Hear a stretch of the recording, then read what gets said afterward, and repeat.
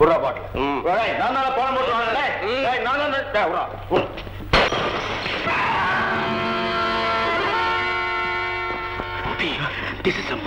நான் வேணும் செய்யல சார். இனிமே நீ வெளியே தலை காட்டு, கைக்கு விளங்கதான் விழும். நீதான் அந்த குறையை செஞ்சேன்னு போலீஸ் கண்டுபிடிக்க முடியாத அளவுக்கு நான் சமாளிச்சுக்கிறேன். சோதி நீ கூட இருந்துட்டு நிஜமாவா சார்? நான் இருக்கிறவங்களோட ஏன் கவலைப்படுறேன்? ஒரே ஒரு குத்தம் தான் செஞ்சேன். அதுக்காக ஒழுங்கா தண்டனை அனுபவிச்சேன்.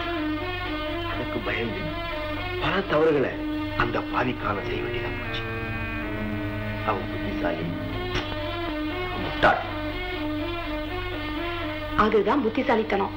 வராண்டாவில போலீஸ் பாதுகாப்பு இருக்கு. நான் பால்கனி கதவை திறந்து வைக்கிறேன். நீ போய் காரியத்தை முடிச்சிரு.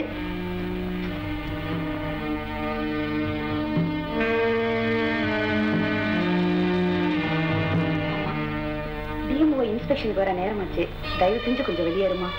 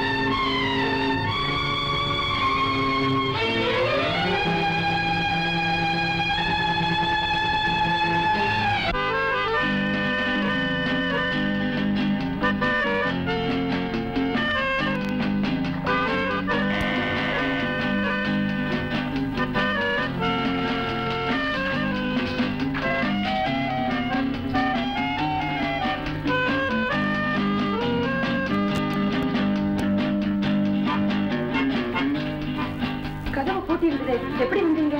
எல்லா பூட்டுகளுக்கும் சாவி எங்க கிட்ட இருக்கு. கொஞ்சம் இருங்க, இதை ட்ரெஸ் பண்ணிட்டு வந்துடுறேன். சேஞ்ச் எதுக்கு? இதுவே நல்லா இருக்கு. Nothing to explain now. Oxygen 2 பிடுங்கப்பட்டிருக்கு. அவரா செஞ்சுக்கிட்டாரா இல்ல செய்யப்பட்டதா அப்படின்னா கழுத்துல கையெழுத்துன அடையாளம் தெரியுது. ஆனா கைரேகை இல்ல. இட் மே பி மர்டர், கொலையாக இருக்கலாம். ஏன் டாக்டர், அன்னைக்கு டியூட்டி பார்த்த நர்ஸ் யார்? ஸ்டெல்லா. நீ உன் கடமையை முடிச்சுட்ட, நாங்க எங்க கடமையை முடிக்க வேண்டாமா? என்ன?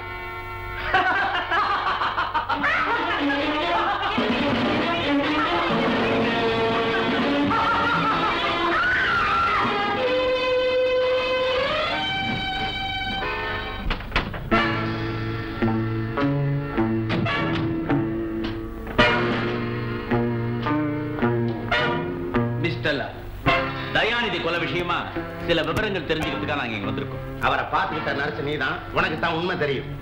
யாராலையும் உங்களுக்கு எந்த கஷ்டம் வராம நாங்க பாத்துக்கிறோம். நீ உண்மையை சொன்ன. ஆமா சொல்லிடு. ரொம்ப அழுத்தமான பொண்ணா இருக்குதே, சொல்லு.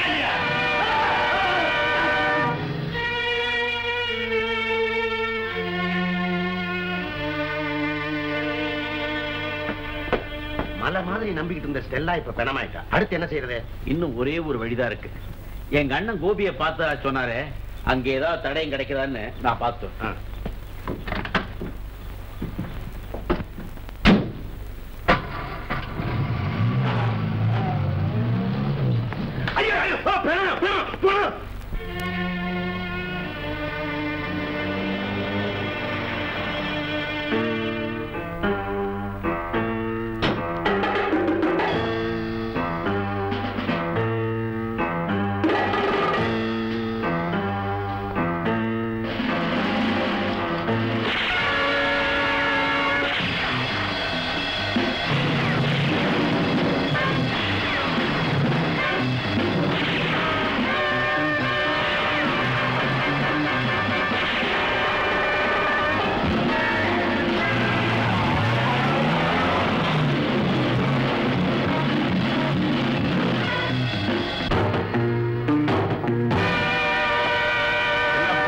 கரிப்பாலே உன் தவிப்பால எந்த பிரயோஜனமும் இல்ல. சூடுபட்ட புலி சும்மா இருக்காது, சுத்திட்டேதான் இருக்கும். இந்த முறை நீ தப்பிக்கவே முடியாது. அடிப்பட்ட புலியா? வேட்டைக்காரனும் சும்மா இருக்க மாட்டான், சுத்திட்டேதான் இருப்பான்.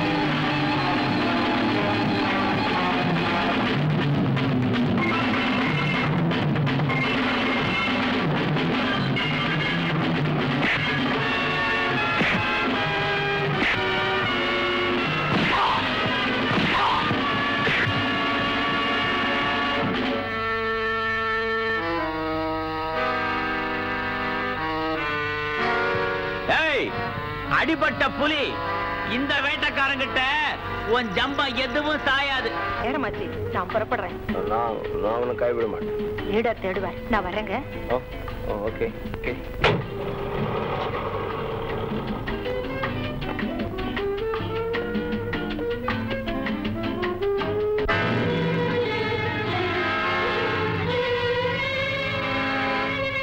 என்ன ரேகா, இன்னும் தூங்கலையா?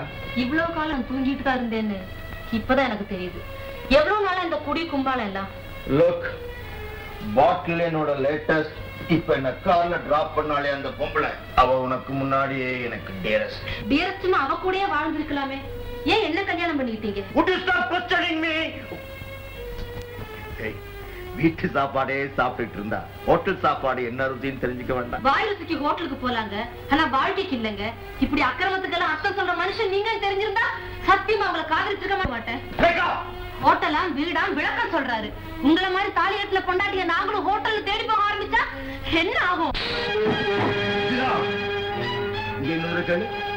ஹோட்டலுக்கு போய் நிறுத்துங்க. எங்க நான் கொடுத்த தங்க சங்கிலி எங்க? எவ்வளவு கொடுத்தீங்க? யார பார்த்து என்ன கேள்வி கேட்க? நான் எவ்வளவுக்கு வேணா கொடுப்பேன் உனக்கு.